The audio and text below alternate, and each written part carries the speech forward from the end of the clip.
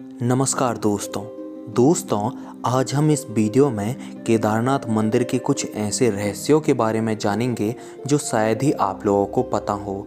और हम रहस्यों की बात करें उससे पहले केदारनाथ मंदिर के बारे में हम कुछ बातें जान लेते हैं जो हमें पता होनी ज़रूरी हैं। दोस्तों, ऐसा माना जाता है कि महाभारत के युद्ध में विजय होने पर पांडव भ्रांत हत्या अर्थात परिवार वालों की हत्या के पाप से मुक्ति पाना चाहते थे।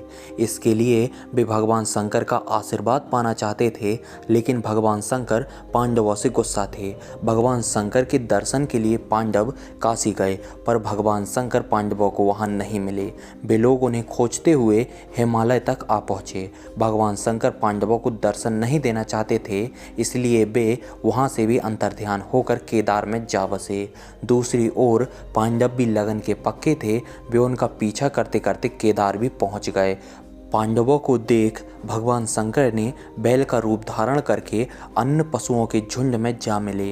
पांडवों को संदेह हो गया था कि भगवान शंकर इन पशुओं के झुंड में उपस्थित हैं। तभी भीम ने अपना विशाल रूप धारण कर दो पहाड़ों पर पैर फैला लिए। अन्य सब गाय बैल तो निकल गए, पर शंकर जी रूपी बैल का रूप धारण कर पैर के नीचे से जाने को तैयार नहीं हुए। तब भीम पूरी ताकत से बैल पर झपटे, लेकिन बैल भूमि में अंतर्ध्यान करने लगा। तब भीम ने बैल की पीठ का भाग पकड़ लिया और भगवान शंकर पांडवों की भक्ति दृढ़ संकल्पता देखकर प्रसन्न हो गए। उन्होंने तुरंत दर्शन देकर पांडवों को पाप से मुक्त कर दिया। उसी समय से भगवान शंकर बैल की पीठ की आकृति पिंड के रूप में श्री केदारनाथ धाम में पूजे जाते हैं। तो दोस्तों, केदारनाथ मंदिर के बारे में आपने इतना तो जान लिया है। अब हम ये रहस्यों की बात करते हैं। तो दोस्तों, इसमें सबसे पहला रहस्य आता है कि मंदिर किसने बनवाया था। तो दोस्तों, मंदिर सबसे पहले पांडवों द्वारा बनवाया गया था, लेकिन किन्हीं कारणों से यह मंदिर लुप्त हो गया था। इसके बाद मंदिर का निर्माण 508 ईसा पूर्व जन्मे और 476 ईसा पूर्व देह त्याग गए आदि शंकराचार्य ने करवाया था। कहा जाता है मंदिर के पीछे ही आदि शंकराचार्य की समाधि बनाई गई है। इसका गर्भगृह अपेक्षाकृत प्राचीन है, जिसे 8वीं शताब्दी के लगभग कम माना जाता है। पहले 10वीं शताब्दी में मालवा के राजा भोज द्वारा और फिर 13वीं सदी में मंदिर का जीर्णोद्धार किया गया। दोस्तों, अब अगला फैक्ट है कि 400 सालों तक कैसे बर्फ में दबा रहा केदारनाथ का मंदिर। जब बर्फ से बाहर निकला तो पूर्णतः सुरक्षित था। देहरादून के बाडिया इंस्टीट्यूट के हिमालयन जियोलॉजिस्ट वैज्ञानिक विजय जोशी के अनुसार 13वीं से 17वीं शताब्दी तक यानी 400 साल तक एक छोटा हिमयुग आया था, जिसमें हिमालय का एक बड़ा क्षेत्र बर्फ के अंदर दब गया था। उसमें यह मंदिर क्षेत्र भी था। वैज्ञानिकों के अनुसार मंदिर की दीवार और पत्थरों पर आज भी इसके निशान देखे जा सकते हैं। दोस्तों, अब अगला फैक्ट आता है वर्ष 2013 में यहाँ आई भीषण बाढ़ के बारे में। दोस्तों, वर्ष 2013 में यहाँ आई भीषण बाढ़ ने आसपास के पूरे इलाके को तबाह कर दिया। यहाँ के कई मंदिर नष्ट भी हो गए।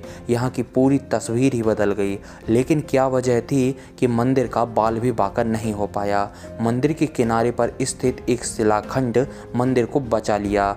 तब से यहाँ की आस्था में एक नया अध्याय जुड़ गया और भक्त इस पत्थर को भी देवशिला मानने लगे। दोस्तों, अब अगला फैक्ट आता है केदारनाथ मंदिर के बारे में। दोस्तों, केदारनाथ आखिर केदारनाथ क्यों कहलाता है, इसके पीछे एक अलग कहानी है। केदार खंड की कथा के अनुसार नर नारायण की प्रार्थना पर भगवान शिव ने केदार खंड में निवास करने का वरदान दिया था। उस समय यहाँ केदार नामक धर्मप्रिय राजा शासन करते थे। राजा केदार के नाम पर यह क्षेत्र केदार खंड कहलाता था। राजा केदार भी भगवान शिव के भक्त थे। राजा की प्रार्थना पर भगवान शिव ने केदार खंड का रक्षक बनना स्वीकार किया और भगवान शिव कहलाने लगे केदारनाथ।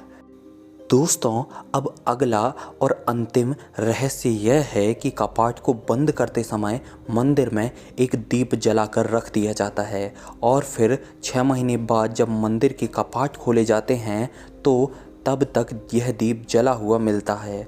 मान्यता है कि इस 6 महीने के वक्त में देवतागण आकर अपने आराध्य देव भगवान शिव की पूजा करते हैं और इस दीपक को जलाकर रखते हैं। कपाट खुलने पर इस जलते हुए दीप के दर्शन करना बहुत ही पुण्यदायी माना जाता है। दोस्तों, आप कभी भी केदारनाथ जाएं तो इस दीप को जरूर जलता हुआ देखें। तो दोस्तों, आज की यह फैक्ट और ये रहस्य आप लोगों को कैसे लगे हमें बताएं। लाइक करें हमारे इस वीडियो को, शेयर करें और चैनल को सब्सक्राइब करना बिल्कुल नहीं भूलिएगा। हम आप लोगों के लिए ऐसे ही बेहतरीन वीडियो लाते रहेंगे। धन्यवाद।